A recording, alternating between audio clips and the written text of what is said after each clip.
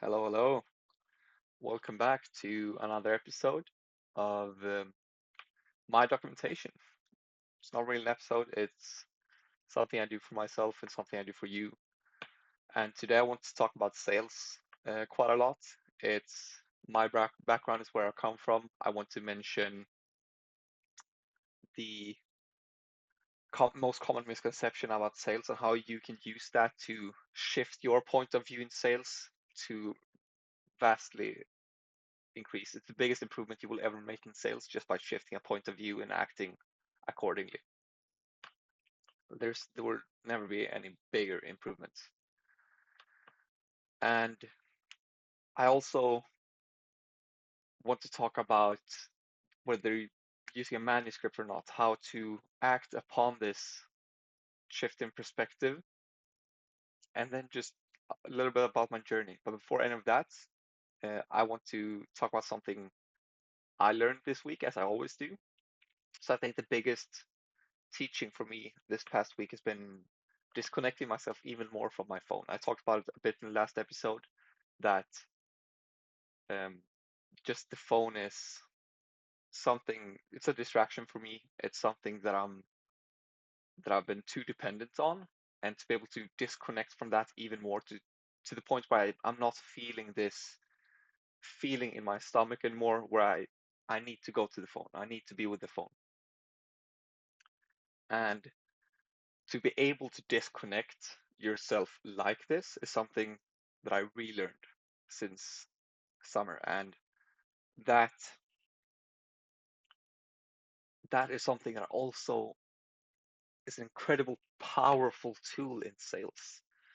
To not have that urge to pick up my phone every time and just have the urge, like the need to be close to this.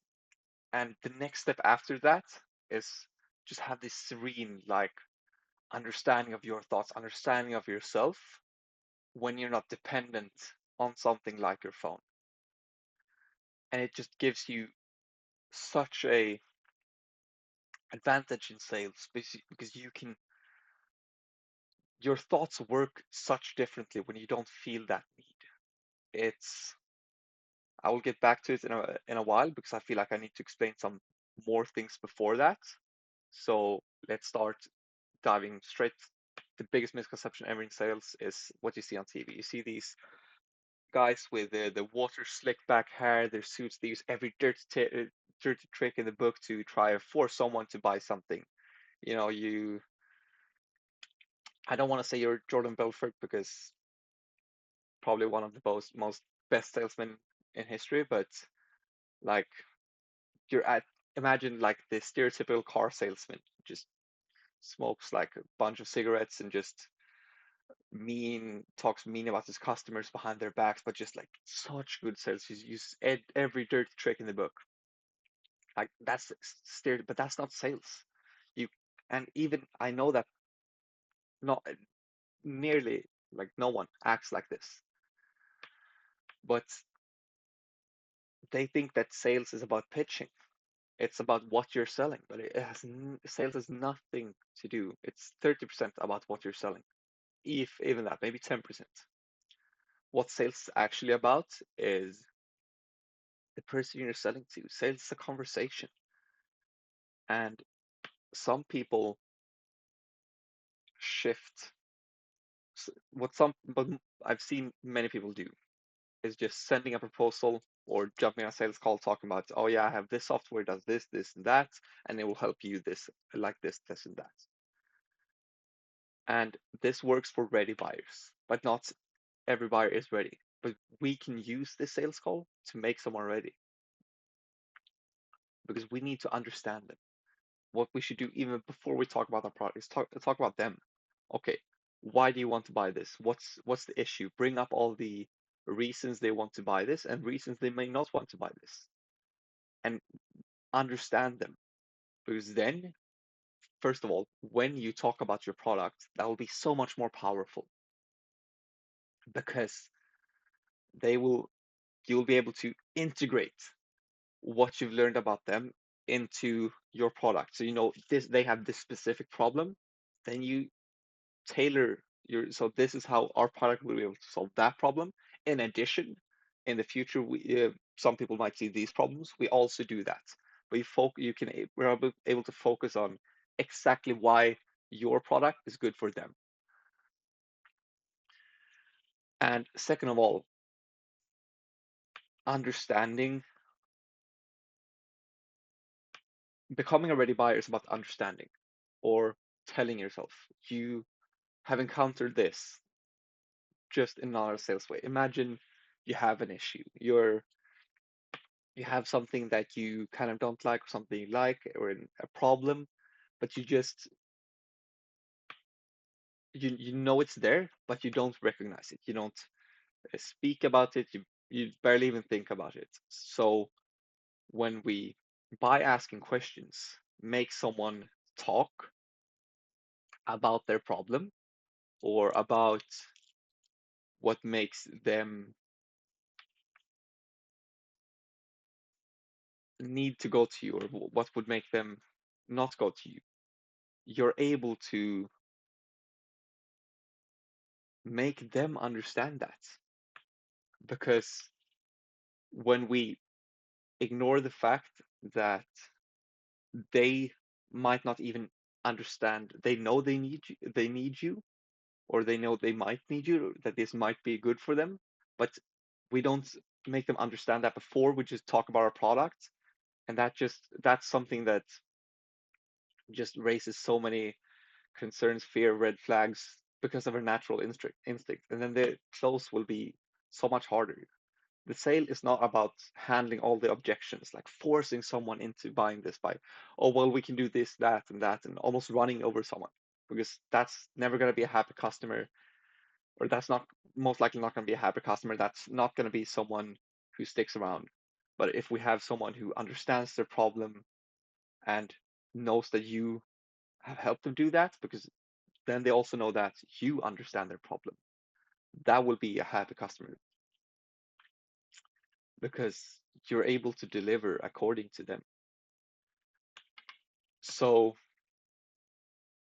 the most important part of the sales call is where you do all this. It's the discovery process. And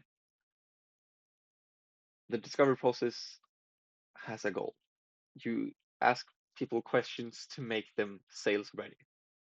So, okay, why would you need to, let's say we're selling a software to um, ma- manage the leads.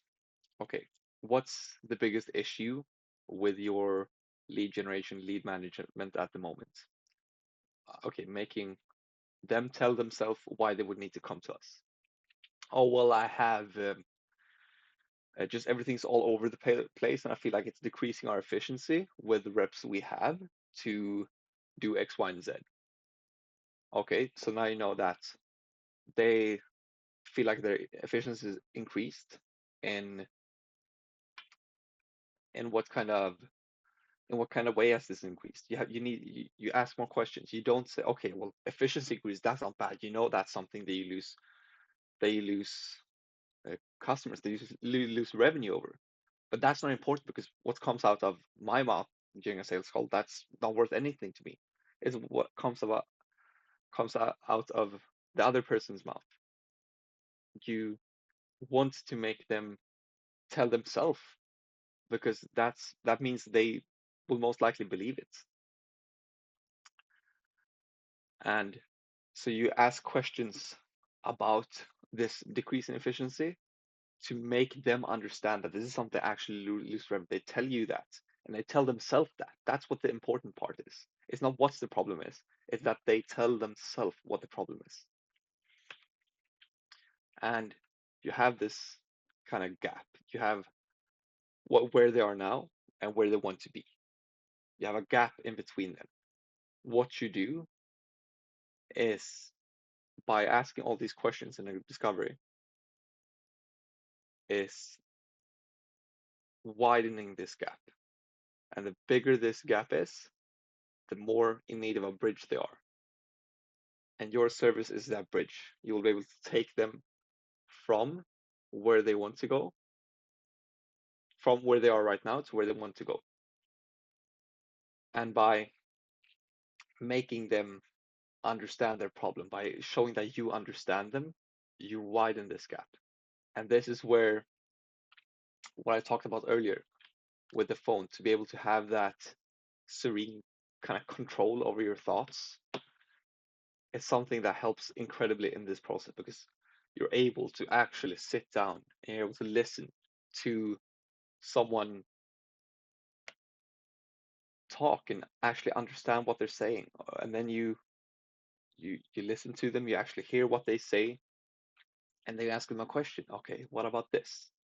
And having this serene understanding of your thoughts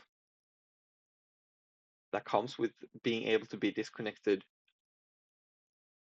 but by yourself is something that will be incredible, make it incredibly powerful when you do it in a sales call. So what are we looking for in the discovery process? Okay, well, we're looking for what's the problem? What have they done to try and solve this problem? That's two things. And the third thing we're looking for is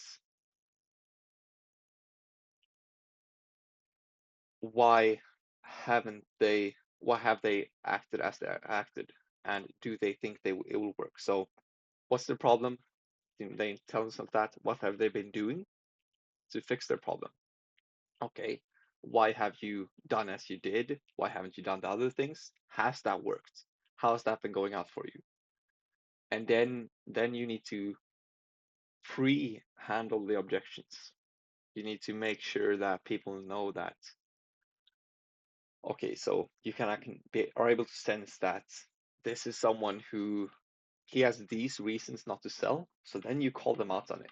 So for example, he has deficiency, but he's been kind of dabbling with, taking an Excel course to try and build his own Excel sheets with the whole program, and with an entire program to be able to have an Excel with all his leads, uh, which is easily sortable. So then you would say something like this to kind of challenge him. Okay, so you've been trying to build this program for 3 months now, and meanwhile the leads have been going dry. How's that been going? Okay, it's been going X, Y, and Z.